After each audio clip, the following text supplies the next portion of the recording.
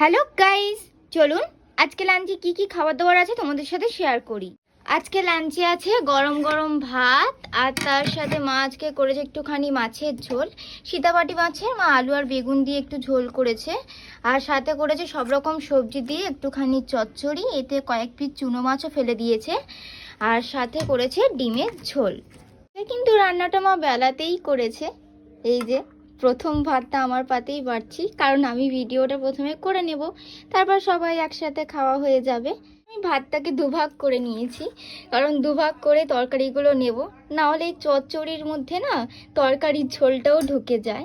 এই ভাগটা একটুখানি চচ্চড়ি নিয়ে নিলাম, আর ওপরের ভাগটায় অল্প করে একটুখানি ডিমের ঝোল নিয়ে নেব। তো এই যে নিয়ে নিলাম অল্প করে আলু কয়েকটা, একটু ঝোল, এই যে এক পিস ডিমও নিয়ে নিলাম। আজকে এই ভিডিওটা কেমন লাগলো কমেন্ট করে জানিও, ভালো লাগলে একটা লাইক করে দিও, আর অবশ্যই করে আমার চ্যানেলটাকে সাবস্ক্রাইব